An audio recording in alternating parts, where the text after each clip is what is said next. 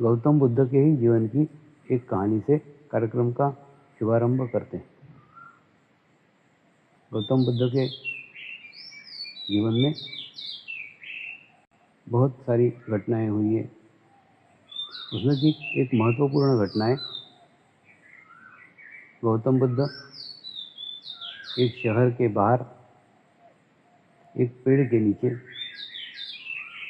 ध्यानस्थ अवस्था में बैठते थे और पास में ही उनकी छोटी सी एक कुटिया थी। और उस स्थिति में जब वो वहाँ बैठते थे तो शहर से कई सत्य प्रेमी, कई जिज्ञासु लोग जाकर उनको मिलते थे, अपने प्रश्नों के समाधान प्राप्त करते थे। ऐसे ही एक दिन एक व्यक्ति सुबह सुबह उनके पास गया और उनको सीधा प्रश्न पूछा, क्या परमात्मा है? उन्होंने उत्तर दिया, हाँ परमात्मा है। वो व्यक्ति चला गया। दोपहर को फिर एक व्यक्ति आया, फिर उन्होंने वही प्रश्न उनसे पूछा। उन्होंने उसको उत्तर दिया कि परमात्मा नहीं है। और बिल्कुल सेम वही का वही प्रश्न लेकर के शाम को एक व्यक्ति आया, उनको पूछा, क्या परमात्मा है?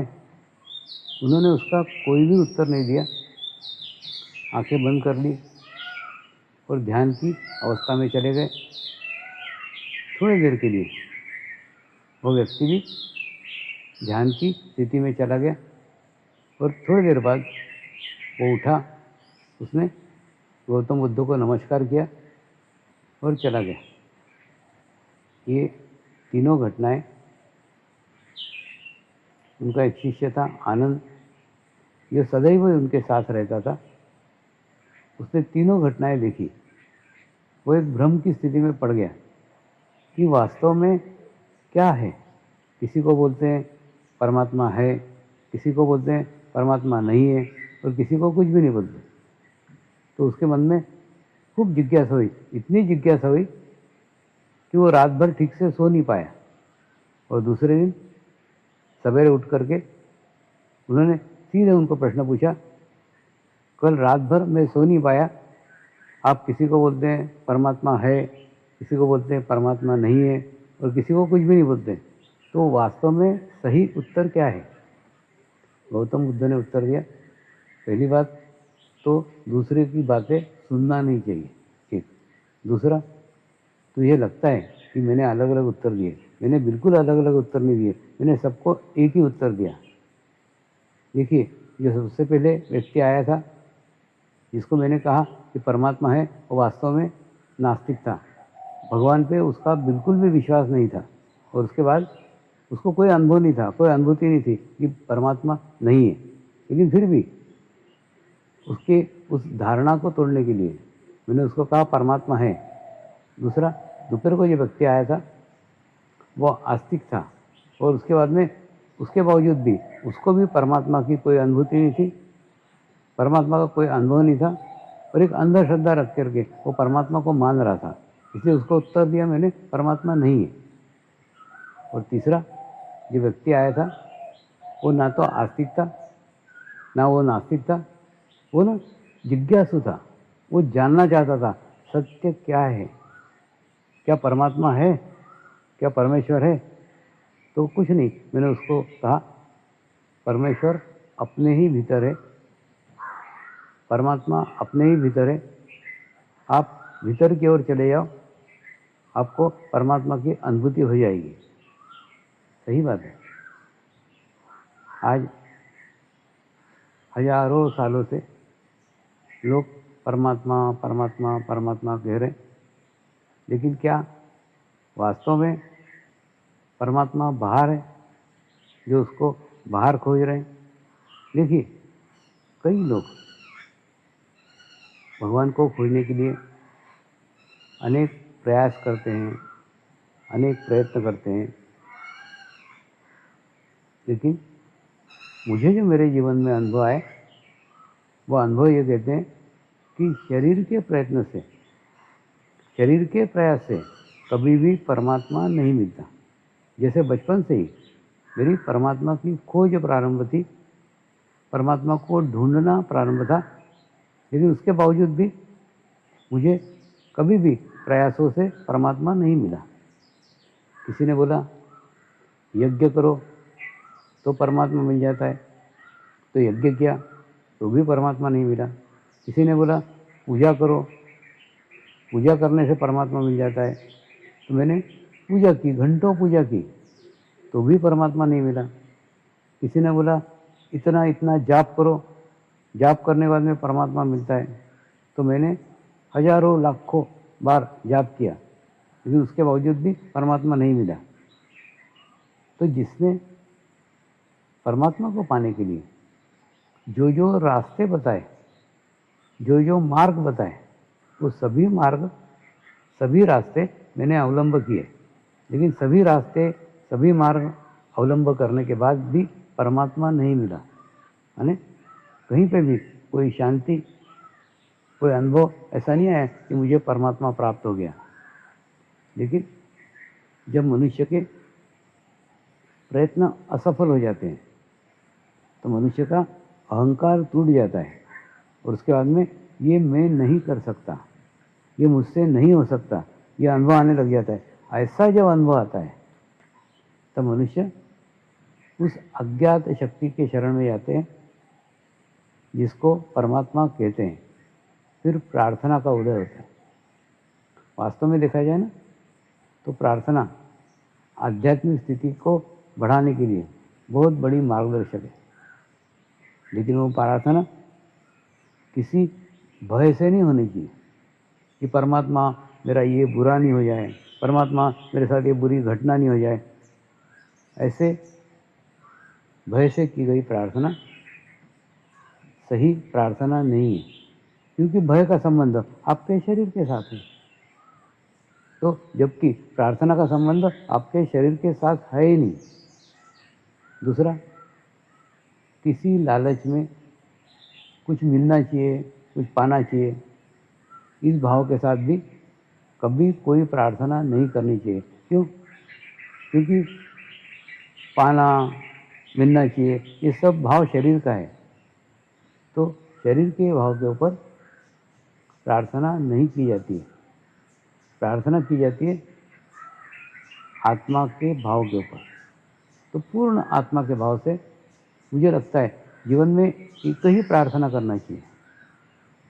एक ही प्रार्थना के लिए हमें शब्द इस्तेमाल करना चाहिए, वो है हे परमात्मा मुझे आत्म साक्षात्कार करा दो।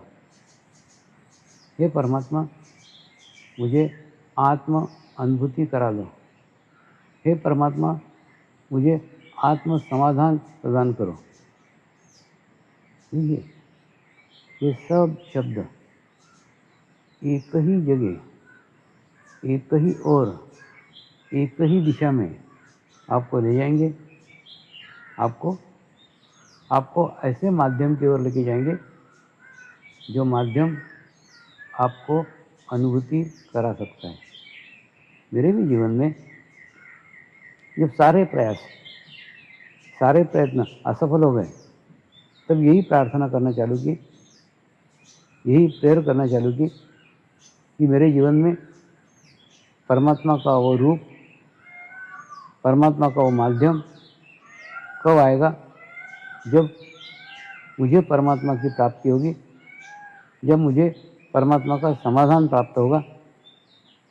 नदी के किनारे कलकत्ते में बैठता था और नदी के किनारे बैठ करके सदैव उस पानी को देख करके प्रार्थना करता था कि ये पानी कभी न कभी किसी न किसी जगह जाके समुद्र को मिलेगा, यानी इस नदी का रूप समाप्त हो जाएगा, इसे नया रूप मिलेगा, इसे विशाल रूप मिलेगा। वहाँ जाकर के ये नदी नदी नहीं कहलाएगी, ये नदी वहाँ जाकर के एक समुद्र बन जाएगी, समुद्र कहलाएगी। तो मैं भी चाहता हूँ मेरे भी जीवन में वो समय, वह स्थान आए जब मेरा अस्तित्व शून्य हो जाए, मैं भी परमात्मामय हो जाऊँ, मैं भी परमेश्वरमय हो जाऊँ। ऐसी बार बार प्रार्थना करता था। इस प्रार्थनाओं के कारण ही मेरे जीवन में मेरे गुरु शिव बाबा का आगमन हुआ और नेपाल में, हिमालय में उन्होंने बुला करके अपनी गुफा में मुझे आत्म साक्षात्कार कराया, मुझे आत्म अनुभूति कराई। उन्होंने कहा, पिछले 40 सालों से मैं तेरा यहाँ इंतज़ार कर रहा हूँ। मेरे जीवन का उद्देश्य मुझे गुरु ने दी हुई धरोहर ज्ञान तुझे सौंपना है, इसलिए मैं 40 साल से इंतज़ार कर रहा हूँ। और उसके बाद में जैसे ही उन्होंने अनुभूति कराई, जैसे उन्होंने अनुभव कराया, मैं 3 दिन के लिए समाधि के स्थिति में चला गया।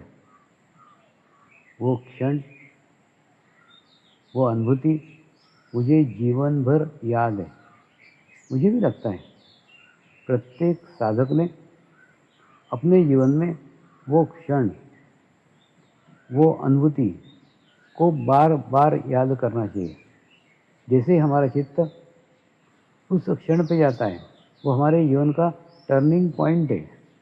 उस घटना पे जाते हैं तो तुरंत एक अच्छी स्थिति, एक अच्छे वाइब्रेशंस हमको अनायास ही प्राप्त हो जाते हैं।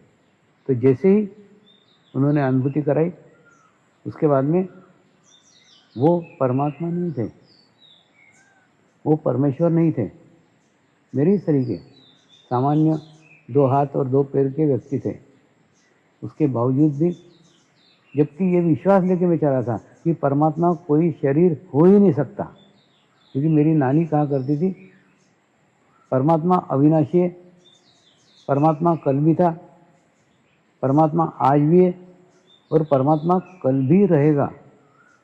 तो मैं उसी समय समझ गया था, परमात्मा कोई व्यक्ति हो ही नहीं सकता, परमात्मा कोई शरीर हो ही नहीं सकता। ये विश्वास लेके सालों तक चला था। उसके बावजूद भी मैंने वो शरीरधारी गुरु को ही परमात्मा मान लिया। क्यों मान लिया? क्योंकि उनको मिलने के बाद में, उन्होंने अनुभूति कराने के बाद में मेरी परमात्मा की खोज समाप्त हो गई। और जीवन में सबसे बड़ा समाधान, मुझे परमात्मा मिल गया, मुझे परमेश्वर मिल गया, ये प्राप्त हो गया। और ये हो जाने के बाद में अंतर्मुखी यात्रा प्रारंभ हुई। सामान्य मनुष्य में और सद्गुरु में शरीर का कोई अंतर नहीं होता, हमारे जैसे का समान रहता है, लेकिन उसकी आत्मा विशेष होती है। आत्मा वो विशेष होती है जिस आत्मा के साथ लाखों लोगों की सामूहिकता जुड़ी रहती है, लाखों लोगों की कनेक्टिविटी जुड़ी रहती है। मेरे गुरुदेव के साथ भी लाखों लोगों की, लाखों आत्माओं की सामूहिकता जन्मों जन्मों से जुड़ी हुई थी। और यही कारण उनके भीतर की अंतर्मुखी शक्ति जैसे उन्होंने मेरे भीतर प्रवाहित की, मुझे भी परमात्मा मेरे ही भीतर है, परमात्मा मेरे ही अंदर है, इसका अनुभव हो गया और इसकी अनुभूति हो गई। और एक जीवंत व्यक्ति को परमात्मा मानकर, एक जीवंत व्यक्ति को परमेश्वर मानकर सारी आध्यात्मिक प्रगति हो पाई है। मनुष्य के जीवन का संपूर्ण समाधान एक ही है, वो है मुझे परमात्मा मिल गया, मुझे परमेश्वर मिल गया। ये समाधान आपके जीवन में जब तक नहीं आता, तब तक आपकी सारी खोज, आपकी सारी भटकन बाहर की ओर चलती ही रहेगी और जीवन भर आप परमेश्वर को बाहर खोजते ही रहेंगे। लेकिन जिस दिन आपको अनुभूति हो जाए जिस दिन आपको अनुभव हो जाए कि परमेश्वर आपके भीतर है, परमेश्वर आपके अंदर है, तो आपकी अंतर्मुखी यात्रा प्रारंभ हो जाएगी। और अंतर्मुखी यात्रा प्रारंभ होने के बाद में परमेश्वर आपके ही भीतर है, परमेश्वर आपके ही अंदर है, इसकी अनुभूति होगी। अंतर्मुखी होकर के परमात्मा को अनुभव किया जा सकता है। अंतर्मुखी होकर के परमात्मा को प्राप्त किया जा सकता है। लेकिन यह आसान है, लेकिन आसान नहीं भी है। कैसे? मैं आपको एक उदाहरण से समझाता हूँ। आपके जेवर आप किसी बैंक के लॉकर में रखते हैं, जेवर आपके हैं, लॉकर आपका है, लेकिन उसके बावजूद भी वो जेवर आपको तब तक प्राप्त नहीं होते जब तक बैंक मैनेजर आकर के अपनी चाबी आपके लॉकर में लगा के लॉकर खोलता नहीं है। और वो खोलने के बाद में फिर आप आपकी चाबी लगा करके पूर्ण लॉकर को खोल के जेवर ले सकते हैं। यानी आपके ही जेवर होते हुए भी आप उस मैनेजर की चाबी लगाए बिना आप वो जेवर प्राप्त नहीं कर सकते। बिल्कुल ठीक ऐसा ही परमेश्वर आपके ही भीतर है, परमात्मा आपके ही अंदर है, लेकिन आपके पास है, आपके करीब है। वो करीब होने के बावजूद भी उस परमात्मा तक पहुंचने के लिए सद्गुरु रूपी चाबी की आवश्यकता होती है। जब तक आपके जीवन में कोई सद्गुरु नहीं आता और जब तक वो आपके चित्त को भीतर नहीं कराता, तब तक परमात्मा की प्राप्ति संभव ही नहीं है। और इसके लिए आपको अंतर्मुखी होने की आवश्यकता है। और अंतर्मुखी तभी होंगे जब आपके जीवन में सद्गुरु का आगमन होगा। अंतर्मुखी होना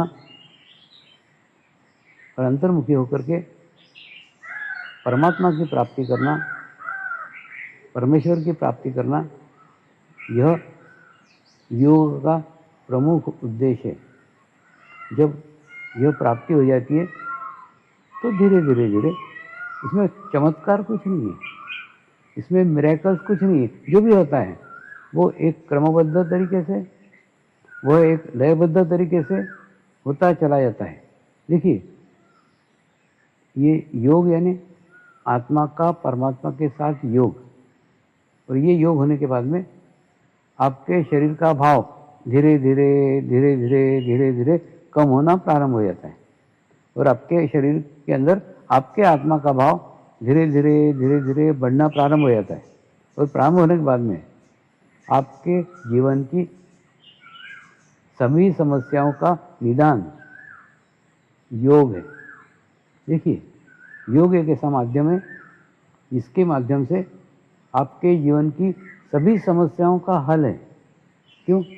आप जरा सूक्ष्मता से देखो ना, थोड़े गहराई से सोचो ना कि आपके जीवन की सारी समस्याएं, जरा गौर से सुनो, आपके जीवन की सारी समस्याएं केवल और केवल आपके शरीर से संबंधित है। कोई भी ऐसी समस्या नहीं है, कोई भी ऐसी प्रॉब्लम नहीं है जो आपके शरीर से संबंधित नहीं हो। यही कारण है, जैसे जैसे आप में शरीर भाव बढ़ता है वैसे वैसे वो समस्या भी बढ़ने लग जाती है। इसलिए इसके अंदर शरीर भाव को कम करने का प्रयास ही नहीं किया गया है। योग का उद्देश्य आपके भीतर का आत्मभाव वृद्धिगत कर दो। और जैसे ही आत्मभाव वृद्धिगत हो जाएगा, इतना बढ़ जाएगा, इतना बढ़ जाएगा, इतना बढ़ जाएगा कि आपके भीतर का शरीर भाव धीरे धीरे धीरे धीरे धीरे धीरे कम होना प्रारंभ हो जाएगा। और आपके जीवन की सभी समस्याएं, आपके जीवन की सभी प्रॉब्लम रहेगी, लेकिन महसूस नहीं होगी। देखिए, होना और महसूस होना में खूब अंतर है। मैं आपको एक उदाहरण से समझाने का कोशिश करता हूँ। समझ लो, एक पानी का गिलास है। हाँ, पानी का गिलास में एक चम्मच काली शाही डाल दो, तो एक चम्मच काली शाही डालने से, एक चम्मच काली शाही डालने से पूरे गिलास का पानी काला हो जाता है। क्यों?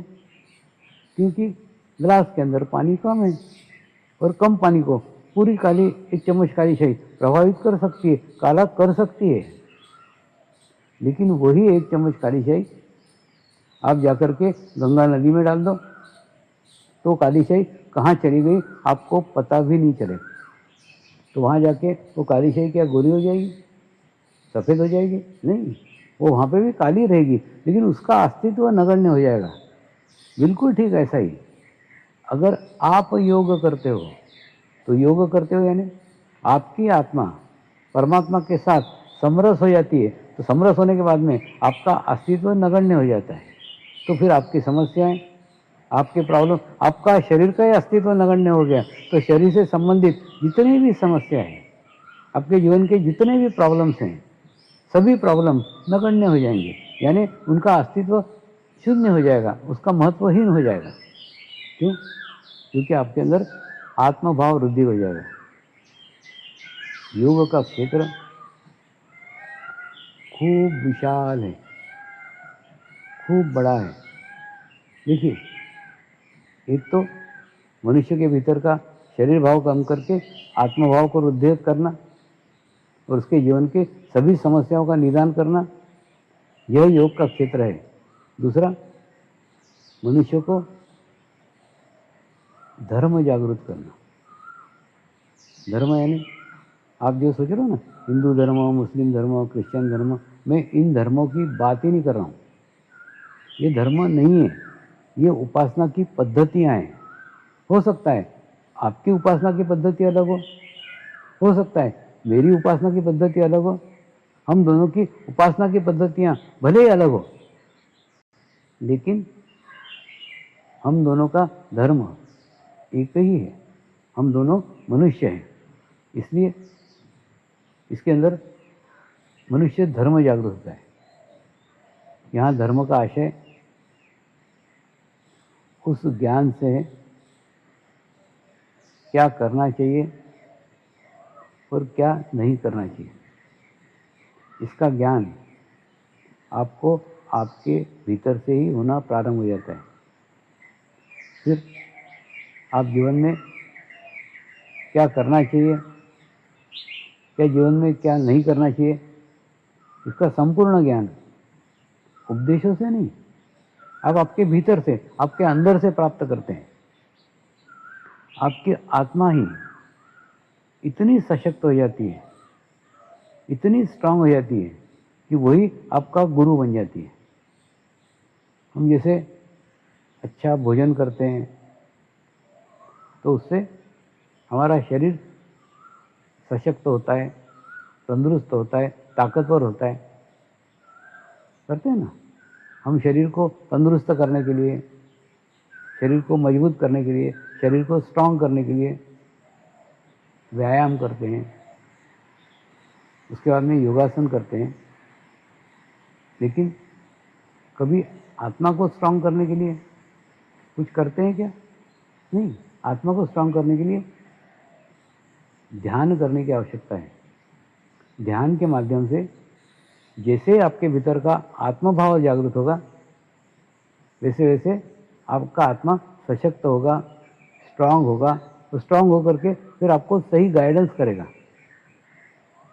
तो अगर इस विश्व के प्रत्येक मनुष्य के भीतर का धर्म जागृत हो जाए, धर्म यानी वो ज्ञान जागृत हो जाए, क्या करना चाहिए क्या नहीं करना चाहिए, तो सारा संसार ही, सारा विश्व ही समस्या रहित हो जाएगा। हमारे पूर्वजों ने खूब सुंदर कल्पना की थी, वसुधैव कुटुंबकम, यानी सारा विश्व, सारा संसार एक कुटुंब के समान है। लेकिन ये भावना साकार करने के लिए कोई तो माध्यम होगा, ये केवल कोरी कल्पना नहीं थी। तो इसके साकार करने का माध्यम कोई उपासना पद्धति नहीं हो सकती। कोई भी ऐसी उपासना पद्धति नहीं है जिस उपासना पद्धति को विश्व का सब मनुष्य अनुभव करे, अपनाए दूसरा, ऐसा दुनिया में कोई देवता नहीं है, आप कोई भी एक देवता की मुझे छवि बता दो जिस देवता को सारे ही मनुष्य मानते हैं। नहीं। अरे बाबा, संसार का तो छोड़ो, पत्नी का देवता अलग है, पति का देवता अलग है। यानी ये एक अपना निजी अर्थ है देवता को मानने का। तो संसार में ऐसा कोई देवता नहीं है जिसको सारे ही लोग मानते हो। तो वसुदेव कुटुंबकम की कल्पना जो हमारे पूर्वजों ने की थी, इसको साकार करने का कौन सा मार्ग है? एक ही मार्ग है, वो मार्ग है योग। योग के माध्यम से वसुदेव कुटुंबकम की कल्पना संपूर्णतः साकार हो सकती है। आज समर्पण ध्यान संस्कार विश्व के 29 से अधिक देशों में अपनाया गया है और पिछले 25 सालों से अलग अलग जाति के, अलग अलग रंग के, अलग अलग देश के, अलग अलग भाषा के लोगों ने इस संस्कार को ग्रहण करके आत्म अनुभव प्राप्त किया है, आत्म अनुभूति प्राप्त की है। दूसरा विशेषता है, इनका रंग अलग अलग हो सकता है, इनकी जाति अलग अलग हो सकती है, इनका धर्म अलग अलग हो सकता है, इनका देश अलग अलग हो सकता है, इनका लिंग अलग हो सकता है, लेकिन अनुभूति समान है। सबको एक ही अनुभूति है, समान है। परमेश्वर की बड़ी कृपा है, परमेश्वर की बड़ी करुणा है। परमेश्वर जो भी देता है ना, वो सबको समान देता है, किसी को कम या किसी को ज़्यादा बिल्कुल नहीं देता। तो सबको समान अनुभूति हुई, समान अनुभव हुआ है। तो योग का क्षेत्र इतना विशाल है कि मनुष्य को मनुष्य से जोड़ सके, इतना बड़ा क्षेत्र योग का है। लेकिन आज जब नवयुवकों को योग की बात समझाने जाता हूँ, कई बार हुआ है ना, मैं मिलिट्री के, पुलिस के जगह शिविर लेने को जाता हूँ, तो सब पुलिस वाले, सब मिलिट्री वाले योगा की मैट लेके वहाँ आते हैं। माने दिमाग में देखो कैसा बैठा हुआ है, जहाँ योग शब्द आया वहाँ योगासन आ ही जाते हैं। सब लोग मैट लेके आ जाते हैं योगा की, जैसे मैं वहाँ उनको योगासन कराने वाला हूँ। ये ऐसा क्यों हुआ है? थोड़ा सोचने का विषय है। योग को हमारे देश के प्रयासों से, हमारे देश के प्रयत्न से एक महत्वपूर्ण स्थान प्राप्त हुआ है। इसीलिए सारे विश्व में 21 जून को योगा डे मनाया जाता है। लेकिन योगा डे को आप देखो ना, न्यूज़पेपर पे योगासन, टीवी पे योगासन, रेडियो पे योगासन, यानी 21 जून को योगासन के अलावा कोई कुछ बात ही नहीं करता है। और इसका प्रभाव इतना गहरा हो गया है कि योग का बात किया तो लोग योगासन के मैट लेकर के पहुंच जाते हैं। यानी योग यानी योगासन, ये बैठ गया है, एकदम दिमाग में बैठ गया है, पिछले 4-5 साल से बैठ गया। मुझे चिंता 5 साल की नहीं है, मुझे चिंता अगले 50 सालों की है। 50 साल तक अगर ऐसा ही चलता रहा कि योगासन यानी योग, योगासन यानी योग, तो हमारी आने वाली पीढ़ी भी ये समझेगी कि योगासन यानी योग। और फिर जो वास्तव में योग है, जो समग्र योग है, जो संपूर्ण योग है, उसको हम भुला ही देंगे। इसीलिए इस उम्र में भी मैं दुनिया भर में जाता हूँ, सब जगह जाता हूँ, और सब जगह जाकर के सबको समझाता हूँ, सबको कहता हूँ कि योगासन योग नहीं है। योगासन योग का केवल और एक केवल अंग है।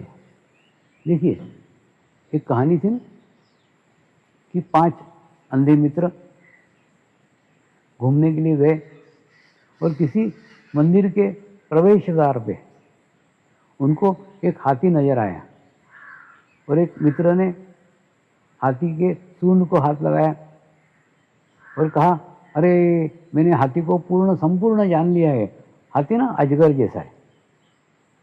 फिर एक मित्र ने हाथी के पैर को हाथ लगाया और उसने कहा, नहीं नहीं, मैंने जाना है संपूर्ण हाथी को, हाथी ना एक बहुत बड़े खंभे जैसा है।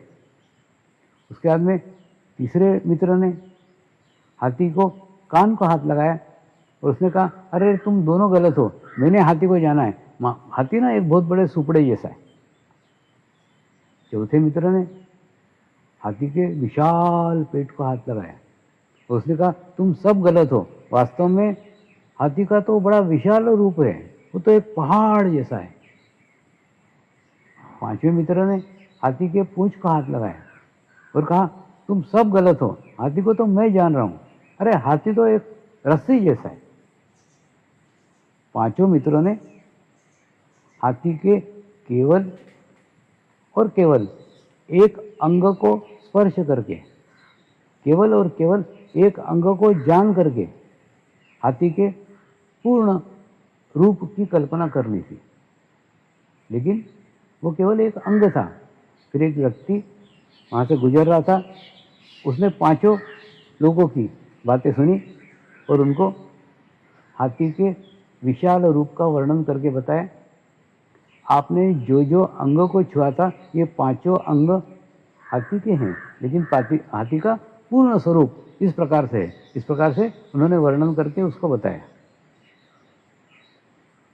क्या हम ऐसा ही नहीं कर रहे हैं? केवल योगासन यानी योग, योगासन यानी योग यानी हाथी के एक पूंछ को पकड़ करके हाथी की पूर्ण कल्पना कर रहे हैं कि ये ऐसा हाथी है, ऐसा हाथी है, ऐसा हाथी है, जबकि केवल एक अंग को छू रहे हैं, एक पार्ट को छू रहे हैं और पूर्ण योगासन यानी योग ये करके योग की कल्पना कर रहे हैं। ये कहानी आज प्रासंगिक है। बस ऐसी स्थिति हमारी है। केवल योगासन यानी योग हम जो समझ बैठे वो बिल्कुल गलत है। अष्टांग योग का केवल और केवल एक अंग योगासन है। योगासन योग नहीं है। आज हम अष्टांग योग के इन्हीं 8 अंगों को जानेंगे और जानेंगे कि इसमें योगासन का स्थिति कहाँ है, योगासन कहाँ रखता है। देखिए, इसके अंदर सबसे पहली पादान पे है यम। यम यानी हमारी बुरी बातों को, हमारे बुरे कर्मों को त्याग करना, बुरे कर्मों को छोड़ना। अब यहाँ प्रश्न आता है, कर्म कौन करता है? आत्मा कर्म करती है क्या? नहीं, कर्म शरीर के द्वारा किए जाते हैं।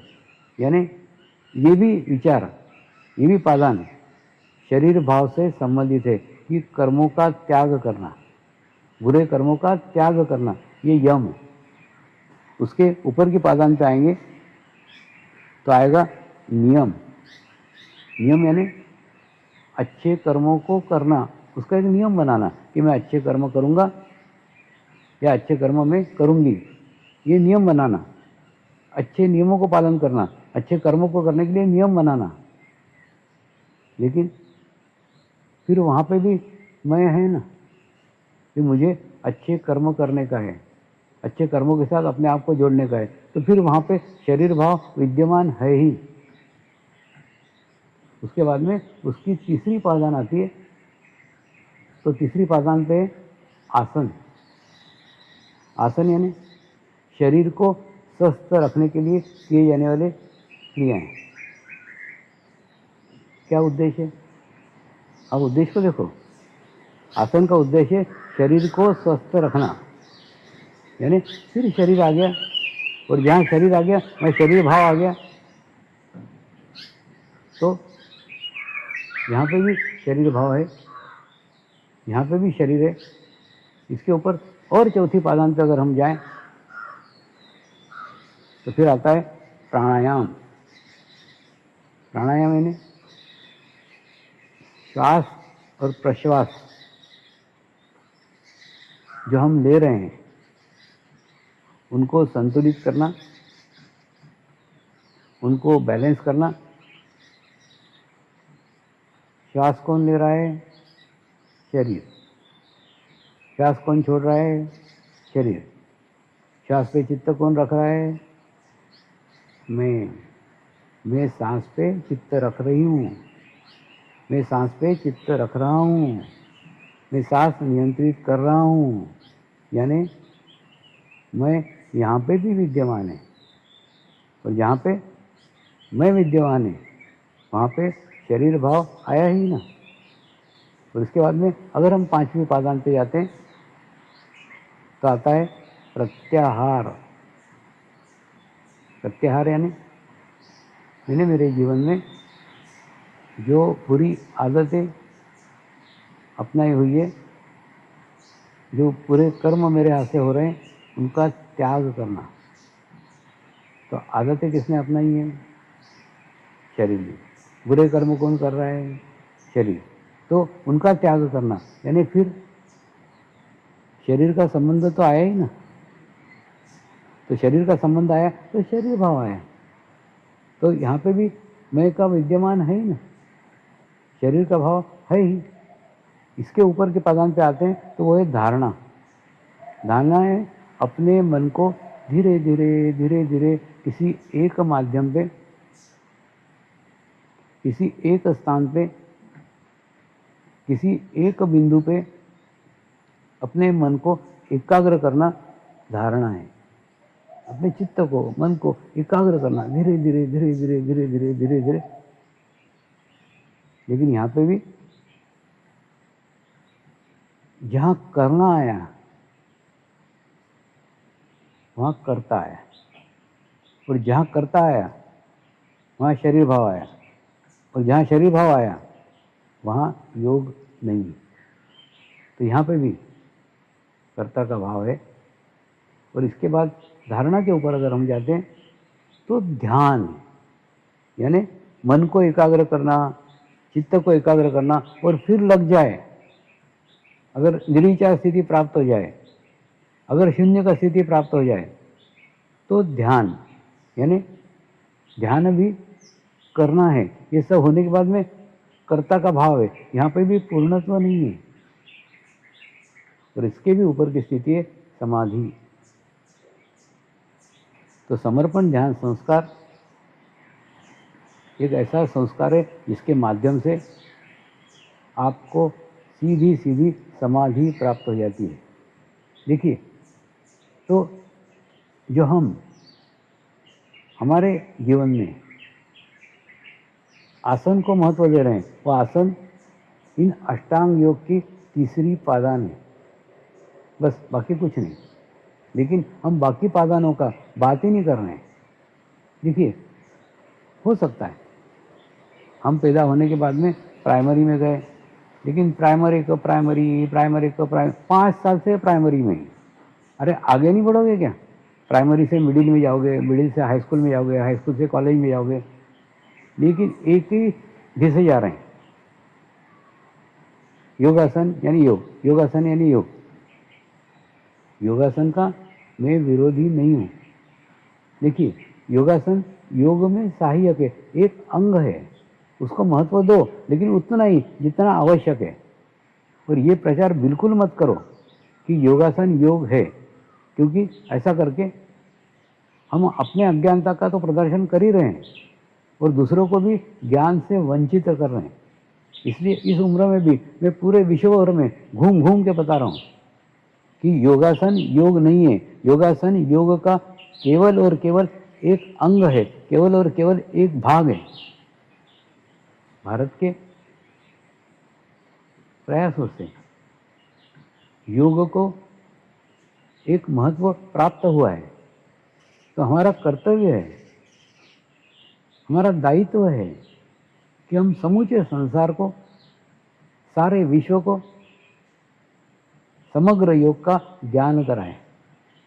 और जैसे ही आप समग्र योग करने लग जाते हैं, आपके भीतर का योग होना प्रारंभ हो जाता है, ये सभी पादानों के लाभ आपको अनायासी मिलना प्रारंभ हो जाते हैं। जैसे यम यानी अच्छे बुरे कार्यों को छोड़ना, वो ऑटोमेटिकली आपके हाथ से बुरे कार्य छूटना चालू हो जाते हैं। दूसरा नियम, अच्छे कार्यों को करना, ऑटोमेटिकली आपके हाथ से अच्छे कार्य घटित होना करते नहीं हैं, यहाँ आपके हाथ से होना चालू हो जाते हैं। उसके बाद में तीसरा है शरीर को स्वस्थ रखना। आपका शरीर स्वस्थ रहना ऑटोमेटिकली होना चालू हो जाता है, करना नहीं पड़ता है। तो उसके बाद में प्राणायाम भी आप सांस के ऊपर चित्त रखते नहीं हैं, ऑटोमेटिकली आपकी सांस अनायासी नियंत्रित होना प्रारंभ हो जाती है। उसके ऊपर आता है प्रत्याहार, बुरे व्यसनों को छोड़ना। यहाँ छोड़ना नहीं पड़ता है, ऑटोमेटिकली छूट जाते हैं। जैसे ही आप समग्र योग करते हैं, प्रत्याहार ऑटोमेटिक घटित हो जाता है, करते नहीं है, हो जाता है। यहाँ कर्ता का भाव नहीं है। तो रही बात धारणा की, तो धारणा खुद ब खुद कुछ दिन अभ्यास करके ही सहजता से प्राप्त की जा सकती है। और ध्यान तो समर्पण ध्यान संस्कार की पहली पादान है। जैसे आप ये संस्कार ग्रहण करते हैं, इस पादान पे तत्क्षण उसी क्षण आप पहुंच जाते हैं और एक निर्विचारता का स्थिति आपके जीवन में आ जाता है। लेकिन कई साधु संत भी निर्विचारता की स्थिति को ही ध्यान समझते हैं, यानी इस ध्यान की स्थिति में आकर के अटक जाते हैं। निर्विचारता का स्थिति ध्यान नहीं है। निर्विचारता का स्थिति वह स्थिति है जिसमें से ध्यान में जाया जाता है, और इसके ऊपर की स्थिति है समाधि। ये समाधि की अवस्था, जैसे ही आप समर्पण ध्यान संस्कार करते हैं, ग्रहण करते हैं, उसका अभ्यास करते हैं, उसका प्रैक्टिस करते हैं, तो धीरे धीरे आपको प्राप्त हो जाती है।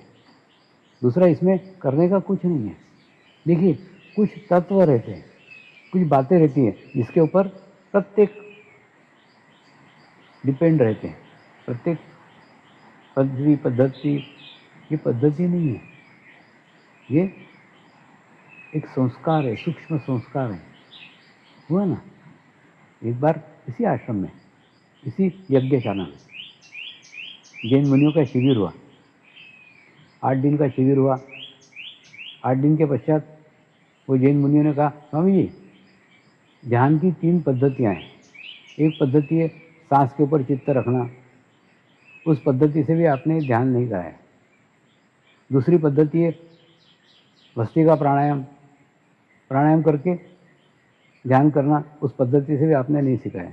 तीसरा है त्राटक, एक दिए की लौ की तरफ एकाग्रता से देखते रहना, आपने उस पद्धति से ध्यान नहीं कराया।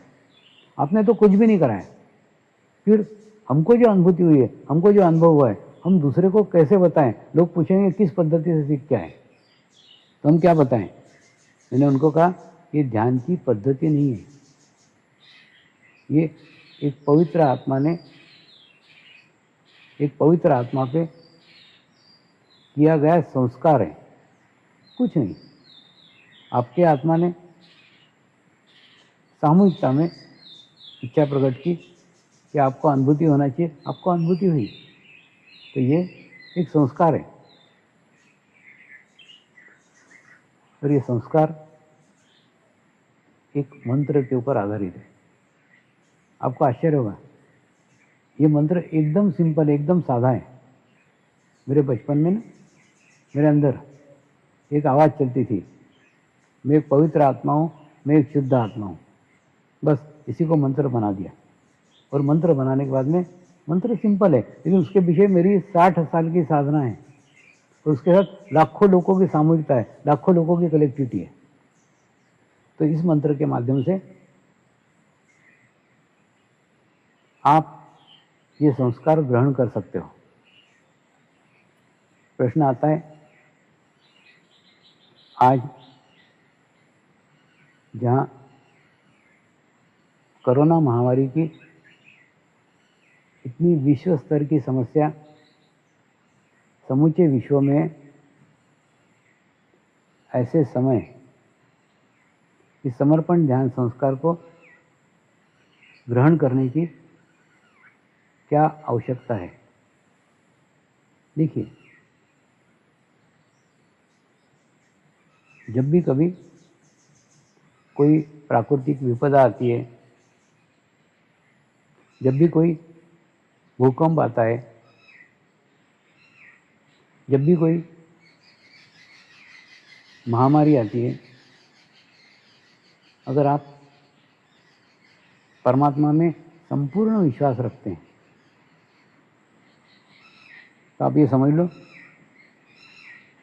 परमेश्वर ही इन सभी माध्यमों से हमको एक संदेश, हमको एक मैसेज देना चाहता है।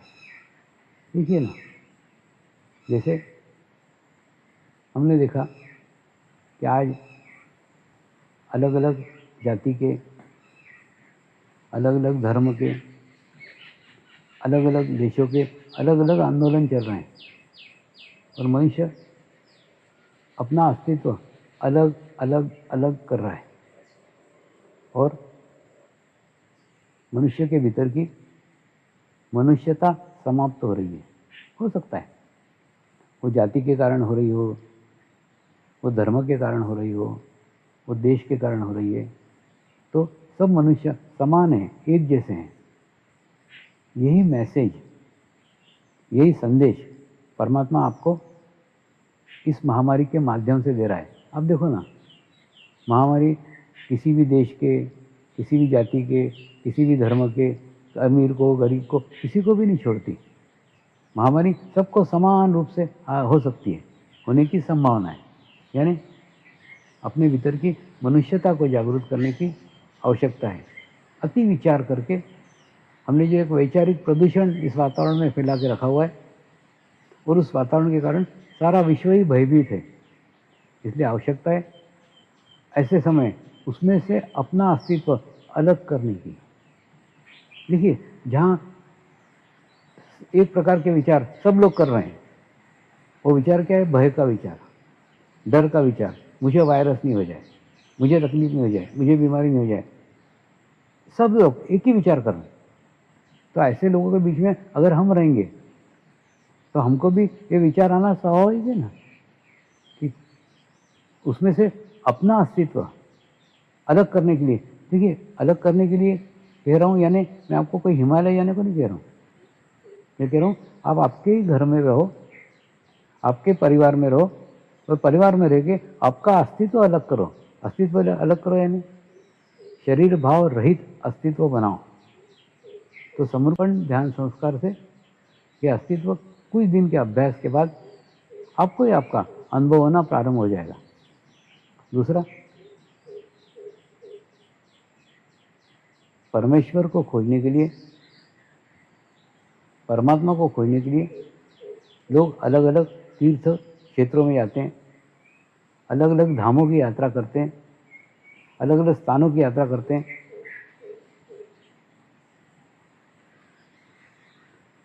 परमात्मा को दुनिया भर में खोजते हैं।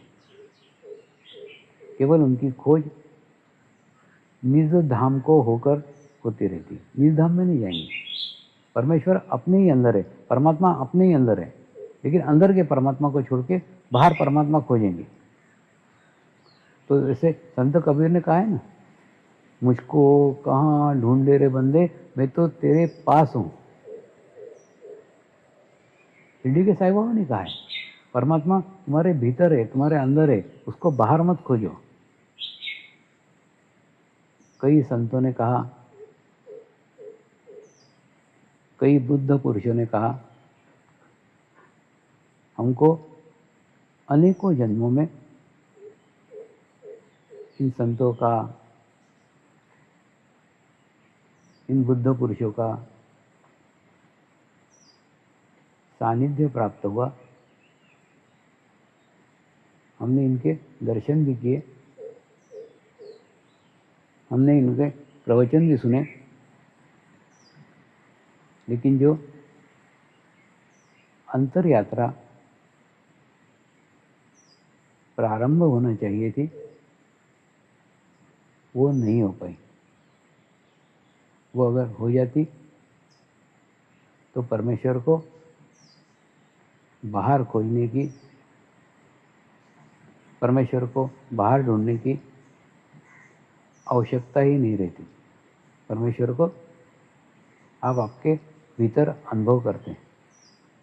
तो आज आवश्यकता है परमात्मा हमको दो संदेश, दो मैसेज इस महामारी के माहौल में दे रहा है। एक तो ये कि मनुष्य सब समान है। आप अपने कितने भी जाति के, धर्म के, देश के भेद कर लो, लेकिन परमेश्वर एक ही दृष्टि देखता है, एक ही मैसेज देता है कि मनुष्य मनुष्य है। तो आपके भीतर की मनुष्यता जागृत हो, ये उसका उद्देश्य है। दूसरा, परमेश्वर को जो हम बाहर खोज रहे हैं, बाहर ढूंढ रहे हैं, वो परमेश्वर बाहर नहीं है। तो परमेश्वर ने अपने सारे दरवाजे खिड़कियां बंद कर दी, आओ मत मेरे पास, बंद कर दिया उन्होंने। सब प्रार्थना स्थल बंद हो गए, मंदिर बंद हो गए, सब बंद हो गए। वो बोले तुमको समझा समझा के बताया मैंने कि अंदर आओ, अंदर जाओ, नहीं जा रहे। अब अंदर जाने के सिवा कोई मार्ग ही नहीं है, और अभी कई दिनों तक भी ये मार्ग नहीं है। अब अंदर जाने का एक ही मार्ग बचा है, एक ही रास्ता है कि आप अपने परमात्मा को अपने भीतर अनुभव करो। और यह अनुभव तभी होगा जब आप अंतर्मुखी आएंगे। तो समर्पण ध्यान संस्कार एक मंत्र के ऊपर आधारित है।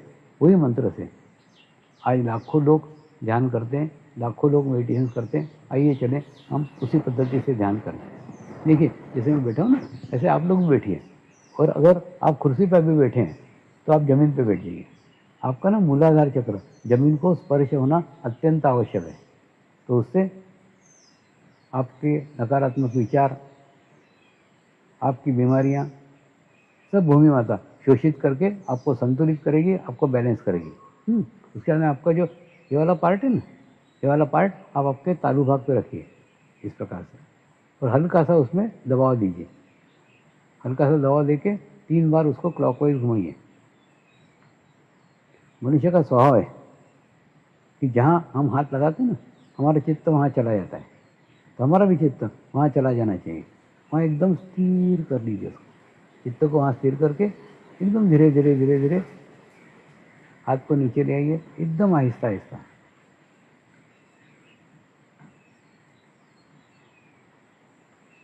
और चित्त को तालु भाग पे स्थिर रखिए और संपूर्ण भाव के साथ देखिए। इसके अंदर भाव महत्वपूर्ण है। आप जो बोल रहे हो ना, वो भाव लाओ और वो फील करो, वो अनुभव करो। जैसे आप बोलो मैं पवित्र आत्मा हूँ, तो अनुभव करो कि आप पवित्र आत्मा है। जब आप बोलो मैं एक शुद्ध आत्मा हूँ, तब आप अनुभव करो आप केवल और केवल शुद्ध आत्मा है। जितना अनुभव करोगे ना, उतना अच्छा रिजल्ट, उतना अच्छा परिणाम आएगा। मेरे साथ मंत्र का उच्चारण करेंगे। मैं एक पवित्र आत्मा हूँ।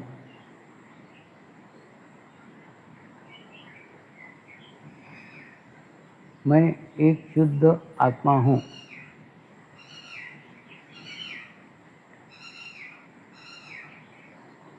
मैं एक पवित्र आत्मा हूँ।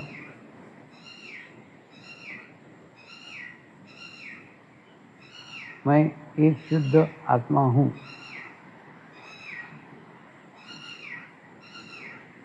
मैं एक पवित्र आत्मा हूँ।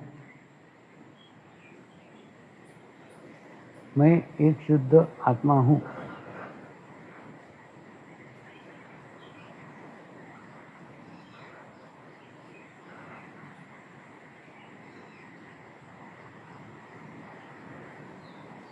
और अपना चित्त तालु भाग पे रख के थोड़ी देर ध्यान करो।